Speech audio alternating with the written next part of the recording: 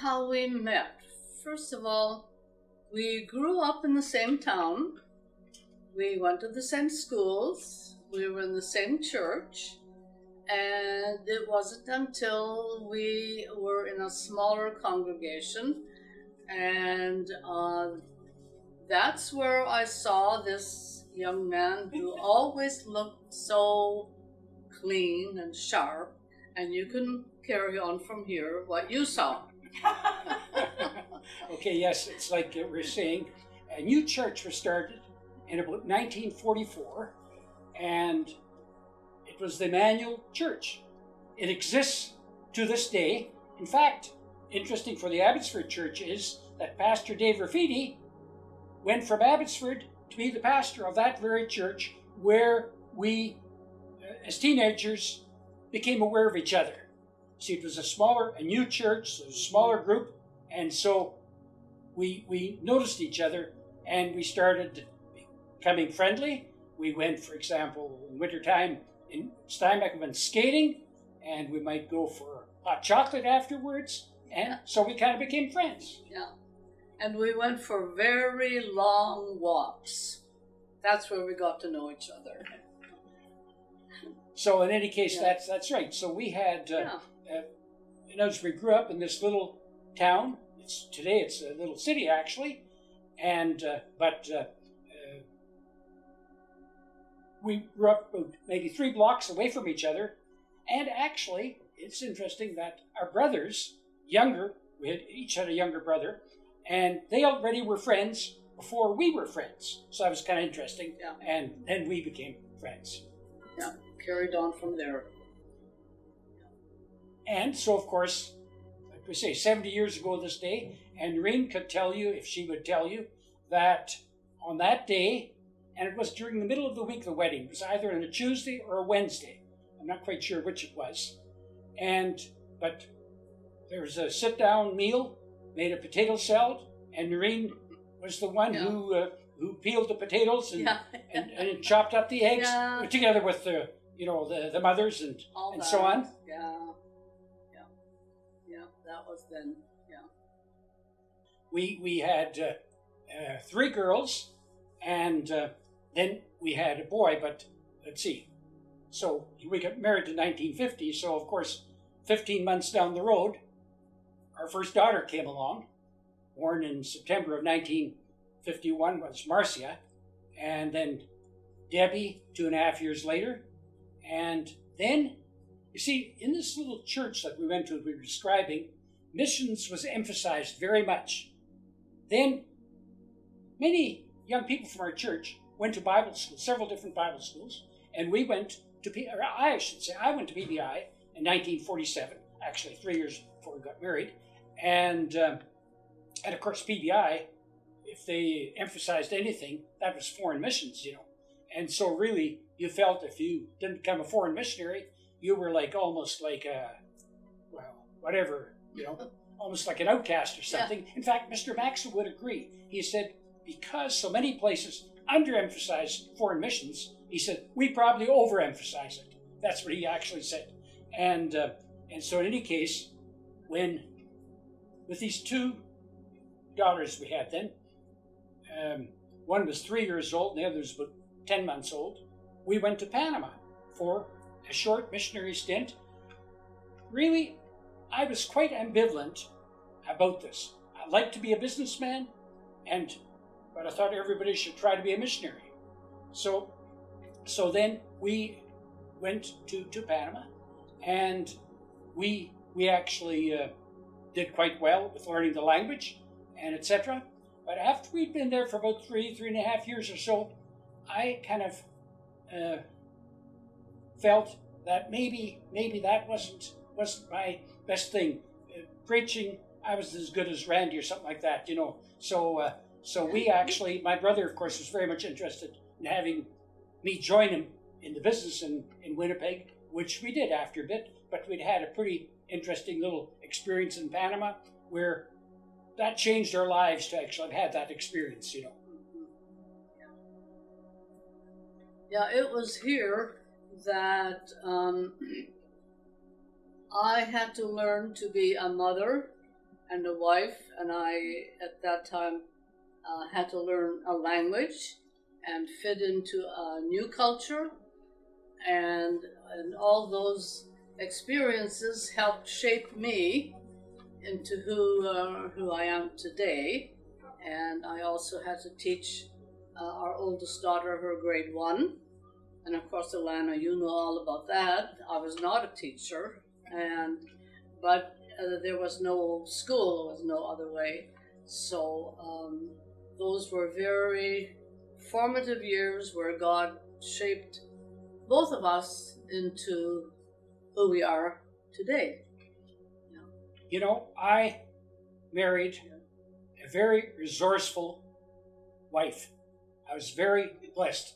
When we had children and they would wake up at night and they have a problem, here I was a crazy young husband, you know, but Noreen always had a solution. She always knew what the children needed. And you know, there's a verse in Proverbs that says, riches and wealth are inherited from parents, but a prudent wife is from the Lord. That's what Noreen was, a resourceful and a prudent wife. So I was very blessed because, you know, when I think about it, here she was, a wife, she is a mother with 2 kids, and then of course a third daughter was born in Panama. And then she had 3 girls, and one had to be taught her grade 1. And you know, when it came to Easter time, and she had a sewing machine there, you know, so Always. So the thing is that she'd make dresses for the girls for Easter. She's learning Spanish. She's teaching ladies' class. She's teaching Sunday school. And how she could do all those things, I can never figure it out. Okay. We came back to Winnipeg and worked there with my brothers. In fact, we came back to Winnipeg in August of 1958 and attended the Winnipeg Free Church, which had started just a year before. In fact, the Winnipeg Free Church had started, it was called Windsor Park Free Church then, had started in the 3rd Sunday of November in 1957, about 9 months before we got there. And so we actually, it turned out we were still charter members because it hadn't been really, organized. So that's where we attended in Winnipeg, of course, where we lived for 41 years, and that's where we went to that church for 41 years, and we're involved there in various ways. And when did you come to Abbotsford? The reason we came to Abbotsford is very special, really. Our 3rd daughter, our youngest daughter, is not married, and she felt God wanted her to adopt a baby girl, and she chose to go to China with a group. I went with her, and we went to get this baby, and so she had this little girl, but we were living in Winnipeg, and when she phoned one day and said, "Mom, I need to go back and get another baby to have a sister for Jillian," and I'm thinking, oh no, you're really, you're a single mom and all that, but she was quite determined to do that, and we supported her on that. She went back, got another little baby girl from China, and it was then that we felt Del had retired, and these little girls need grandparents. Because they didn't have a father, right? Yeah. So we became their grandparents. In fact, I have in my office a birthday card, which actually Noreen has framed, and it's from our youngest granddaughter, and she's now 22 years old.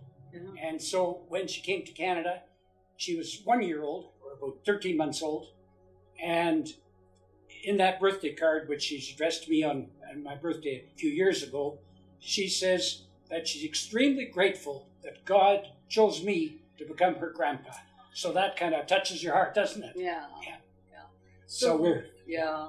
So we've been, especially Del has almost been a father, to those girls, and we believe God called us here to Abbotsford, and we have loved it, every bit of it. I mean, hey, the weather, the greenery, and we've made new friends, and the church, and We have another daughter here. She lives in Coquitlam.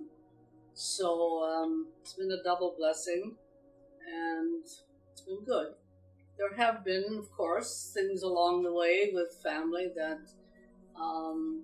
have been difficult, very difficult, but this has drawn us closer to God and to each other, and we've always done this together, prayed together, and stayed together, and so God uses the hard things as well as all the good things that come into your life to make you what He wants us to be. Yeah, there's a couple verses that I'd like to mention, which have been a blessing and a motivation and a help to us, and should be an encouragement to other folks that are married like we, or that will be married someday. And I think about a verse from Romans 12:10 that says, honor one another above yourself. And another translation says that same verse, like honor, referring one another. And that's, of course, a good way to go. If I know that Maureen prefers ham, and I prefer something else, well, why not choose ham then, right? Yeah. Okay. And then, of course, there's another verse that's directed to husbands that says, husbands, love your wives as Christ loved the church. And of course, we know that speaks about a sacrificial love. And of course, that is helpful to bear in mind as we want to please the Lord and have a good working marriage relationship. And so certainly we're very thankful for our children. We're thankful for our grandchildren. We have 7 granddaughters and 2 grandsons, and now 2 of the granddaughters are married. So then we really say now we have 11 grandchildren. 9 plus 2, that's 11. In fact, just yesterday we phoned, and what we do is on the birthdays of the grandchildren or the children, we actually phone them, but ahead of time already we've sent them a card with a little check, and we do that for the children, the grandchildren. And just yesterday we phoned Riley, and tomorrow we're going to phone her brother. Not that they weren't born the same year, but their birthdays were 2 days apart, 2 years apart, right? And so that's Riley, and the other guy's Alexander. And so that's what we do with on birthdays. We remember the grandchildren, that they know that we think of them all as very, very special. And right now we live in a bit of a smaller place, but right over there's a frame with 9 grandchildren. That was exactly big enough for the 9 grandchildren we had, right? And back in our other house we had more pictures of right up on the walls, all their baby pictures and so on. And so, but our children and our grandchildren are very, very special to us. And of course, we're very thankful that all our children are followers of the Lord Jesus. And our grandchildren, well, God can see their hearts. And some of them probably are not yet wholeheartedly following Jesus. And of course, that's our daily prayer, that they will all want to follow the Lord Jesus wholeheartedly and realize that in this troubled world, that's the best way to live and to carry on. And it doesn't mean we won't have any more problems, but it means for following the Lord Jesus, we know whom we could take our problems to. And of course, it's like, when we think about all the benefits and blessings we've enjoyed, I feel like what the hymn writer said, this is my story, to God be the glory, I'm only a sinner saved by grace. So God has done it all, and we are very, very thankful. Yes, our ministry now at this age is to pray and to cover our grandchildren in prayer. In fact, I think they know that. It's so neat. Sometimes our grandson phones and he says, Granny, you have to pray about so-and-so or such and such, or the kids will even phone from, one is in Ireland and one is in Germany. They phone and they say, you know what, Granny and Papa, you have to pray about this and that. Well, how wonderful is that? That these kids know they can do a phone call and they say, Granny, pray. So that's why we're still here. Yeah. I think making your husband or your wife next to God, making that your priority, and just having being organized in your life and in your home. I think that makes life better. That's my thinking. And thank God I also have a husband who is very neat and organized. So it's working. It's working very well. But often you have to set aside your own agenda and your own likes or dislikes to compliment your husband or your children, and know that that you can lay aside something that may be special to you, but it's better you put it aside for now and give yourself to your children and your husband. Well said. Well said. We also had parents. In both cases, we had parents that were good role models for us. Yes. You see, we sometimes think about people these days, we read the papers and so on, and we see that in some situations in Canada, there are people who have lots of struggles, and sometimes we think of those people that have these struggles, and in many cases, they haven't had good parents as role models, and it makes us feel sorry for them, But, we have I should speak for, in this case, I have cousins, especially from my mother's side. For over 50 years, we meet every year. In fact, this year, we're not going to Manitoba because of the pandemic, But every year in June, for many, many years, we go to Manitoba. Well, all the years we've lived here, with maybe one or two exceptions, we've gone to join cousins. And I've got a cousin who's, in fact, 95 years old. He's my oldest cousin. He's still alive. But already cousin number 2 has died. Number 3 has died. I'm number 4. Number 5 has died. So the cousins are beginning to pass away, But there's still quite a few. And so, but this year, of course, we're missing that event. And when I go for these cousin events, then of course I also meet with my siblings, my 2 brothers and my sister, with their spouses. And to think they're all alive yet. I'm the oldest, and then my brother next one's 87, the other one's 82, and their spouses, and we're all well and on good talking terms. And I talk to usually my brothers every week, and talk to my sister as well, not quite as often. And so I have so much for which to be thankful,